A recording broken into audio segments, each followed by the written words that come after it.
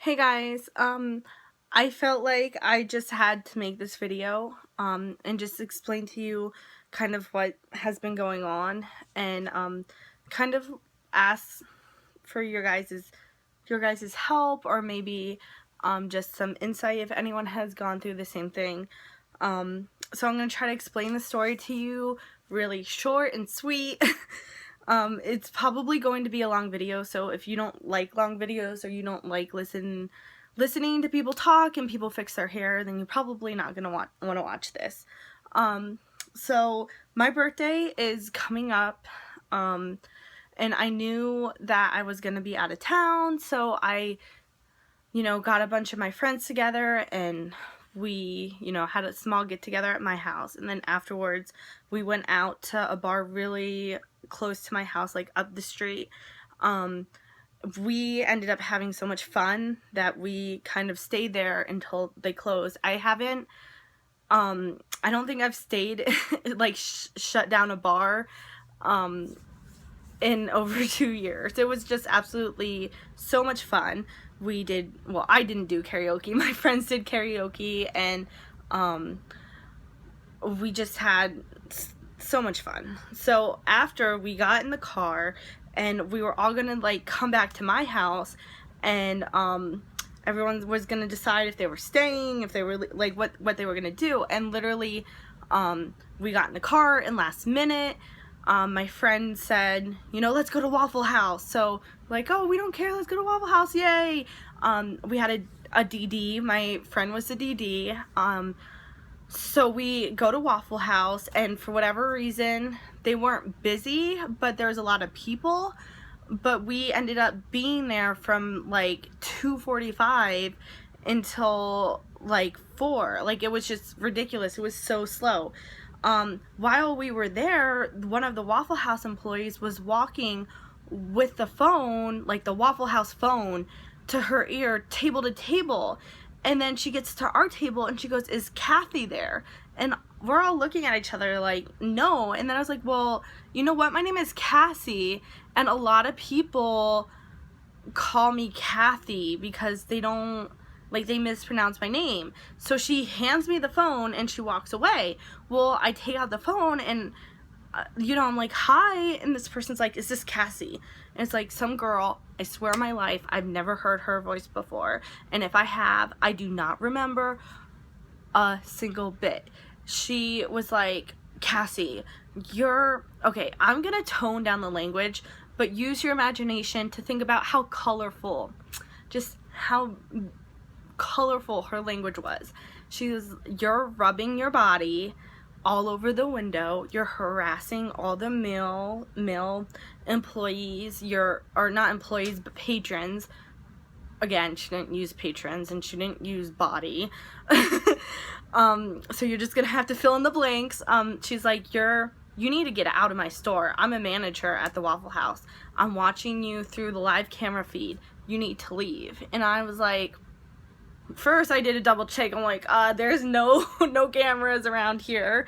So I just hang up the phone and I'm in shock, because at first I'm like, oh, it's a prank, whatever. Well, it calls back and I look, it's unknown, so I know it's this chick, and I answer and she's like, "Are you blank death, you blank blank blank blank blank?" I said, "Get out of my store." So I hang up the phone again and I go up. There's not a lot of people. Waffle Houses are kind of small, so I'm like yelling. I'm like, "Is your manager here?" And they're like, Waffle Houses don't have managers on third shift." And I was like, well, this person who keeps calling and the phone is ringing is saying that she's a manager, and the employees are so young. God bless their little souls. They're so young. They're like, I'm like, is it past your bedtime? You guys are, whatever. Besides the point. But they're so young. They're like, they don't really know how to, like, not even handle, but like how to act. They're just about the situation. They're like, "We don't know." And I'm like, well, I don't know. And we had been drinking. I don't want to say we were drunk, and we definitely were not like being obnoxious or crazy. So we just kind of write it off. Well, she calls and she calls, and we're ignoring it. Then she calls my personal phone, And that's when I pick up my phone and I'm like, who is this? And she's like, I told you, I'm the manager at the Waffle House. And I'm like, no, you're not. Then my friend Shiloh, who used to be a probation officer, apparently I'm not going to be able to talk through this whole thing too, picks up the phone, and she is like using all of this, like, you know, what you're doing is against the law, it's called this and that, and you're not allowed to do it, and you can go to jail, and we will call the cops. Well, I'm ready to call the cops. Like, I really am. Like, I am 911 happy. Like, I take safety very seriously, and I just think that that is like what that girl was doing. Well, and it was a boy. Sorry, I forgot that bit. There was a girl and a boy, but he didn't talk much. Like, he talked more to Shiloh than he did to me at this point. Well, we leave the Waffle House and they stop calling. So, you know, I'm like, well, maybe, you know, this person, I know them, they're just playing an awful, not funny joke on me. Whatever, I give up. I don't know who it is. I don't know. So we like leave the Waffle House and they stop calling. Well, we get back to my house and they start calling again. And I didn't answer. Like, that would be stupid to answer, right? Because they're just going to say hurtful things. In the Waffle House, when they called Shiloh, well, they called me, but when Shiloh was talking to them, whatever they said to her hurt her feelings. Like, I could almost see tears in her eyes, and I've known her for years and years and years, and she's never teared up over anything. And all of a sudden, like, whatever they said was so hurtful that they almost made her, like, cry. And that's just not, it's just not okay. And we get back to my house and they're calling. Seriously, I think the last call I had from them was like at 5. So from like 3:20, like from the Waffle House phone till 5, they were calling nonstop. They were calling the Waffle House to my phone from 3:20ish, 3:30ish till 5. Like, they had not stopped calling. And I went to bed, I woke up, and I was texting my mom and telling my mom what happened. My mom's like, that's not normal. You need to call the cops. And I, like, had contemplated calling the police, but I didn't call them the night before. And I called the cops and explained to the cops what happened, and they took it very seriously. They took down a police report, and they were like, unfortunately, because they called you from an unknown blocked number, there's not much we can do unless you know who it is. And I'm like, well, I honestly have no idea who it is. And at the time, I was kind of thinking it might be this one person, but later that day, that person I thought it might be kind of got ruled out. It's not them. And I didn't know at all who it was. Well, here I am, like, racking my brain. I spent Saturday, I went to Sprint into the store, because that's my cell phone provider, to see if they could trace the number. I went to the Waffle House to talk to a manager about what had happened, and they took it very seriously too. They're actually working with their phone provider to try to track the number. And I was in touch with the police a few times, and after that, I was going to dinner at my parents' house, and on the way there, I called Sprint to try to see if the corporate could see something different than they could in store, because the girl in store was saying something about how she couldn't see, like, all the calls until, like, the next billing period or something.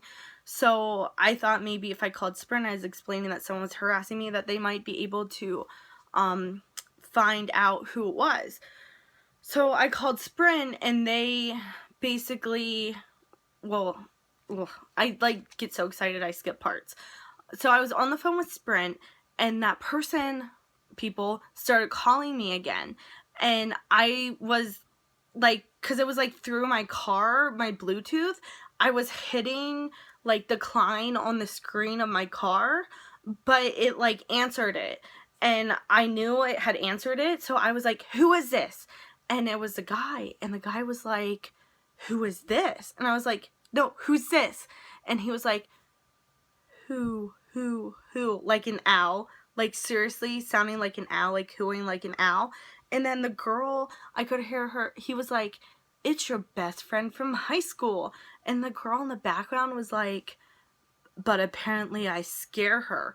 But not in that voice, because she had like a serious attitude problem. And she was like, but apparently I scare her, or something. Like, I can't even imitate it. Like, it was just so weird. And I can't, like, I don't know who it is. I don't know who the guy is, and I don't know who the girl is. But I'm sure if I heard their voices again, I would know. But, like, I can't put a face to them.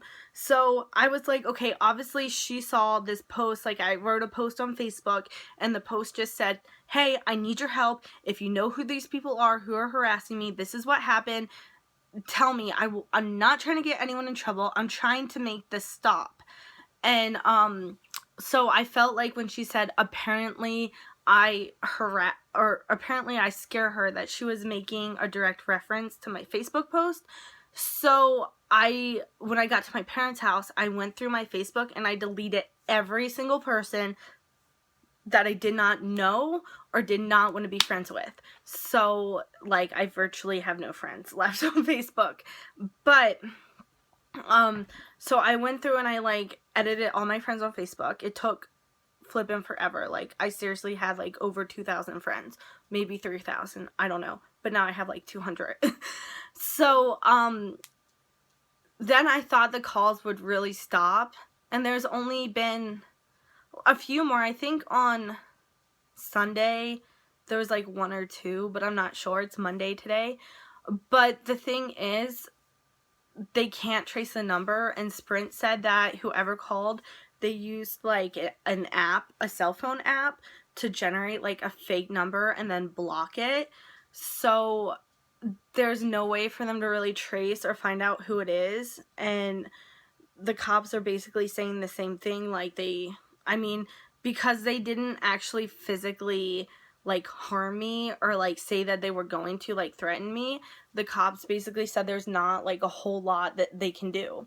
So it's either like wait around for them to like physically do something or say something that legitimately scares you to the point that you think they're gonna come for you, or change my number. Well, it would be like, duh, change your number, but the number that I have is actually my grandfather's number. Before he died, he was on my dad's cell phone plan, and a little bit before he died, he didn't need a cell phone anymore, so I got on my dad's plan because I had moved home from South Carolina, and I had gotten his number, and when I switched over to my own plan, sorry, my dog is like bumping my setup over here. When I switched to my own plan, I was able to keep his number. So even though I have a lot to remember him by, and I will always love him in my heart, it is super nice having a phone number from him. And every time, I give my phone number to anyone, even I fill out like a job application, I'm able to think of him. So it's really sentimental to me to have this phone number.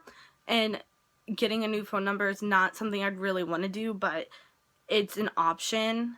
And as of now, it's Monday, they haven't called, and I pretty much hope it has stopped. But if it doesn't stop, I'm gonna have to get a new phone number, and I really don't want to, just because it is really special to me. It really breaks my heart because I tend to think and hope that I am a nice person and I treat people with respect. But obviously, sorry, my dog is she just wants some love. Say hi, Lemon. But obviously, like, whoever, she just wants to be a part of it. Whoever is doing this is mad at me, duh. And I don't know who it is, and I don't know who I hurt enough for them to react like this. And I'm sorry, because I really tried to be a good person, and I know that I'm only human, and I know I haven't always done everything right, but I couldn't fathom that I would hurt someone to the point where they want to harass me. And I guess that's the case right now, and my heart goes out to them because they're hurting, and I venture to say they're doing this, and it's not just, I'm not the only reason they're doing this, is they're a sad, broken person, and I really pray for them, and I hope that they can come to a place in their life where they don't feel like treating other people like this is important or makes them feel better about themselves. So if you've ever been through something like this, or have advice, or maybe you can give me some information of how to better trace this number. I mean, I've looked it up online, I've Googled it, and the only thing I can really find is it says change your number. And like I said, that's the last, in my book, that's the last option I want to take. But if you can shed some light, or even share your stories, please comment down below or share this video if you think you might know someone who's been in a similar position. Thanks, guys, and please pray for these people who are hurting, well, I should say harassing, they're not hurting me, or were harassing. Hopefully it's past tense. Just pray that they find the peace in their hearts to not treat people the way that they're treating me. And thanks for watching.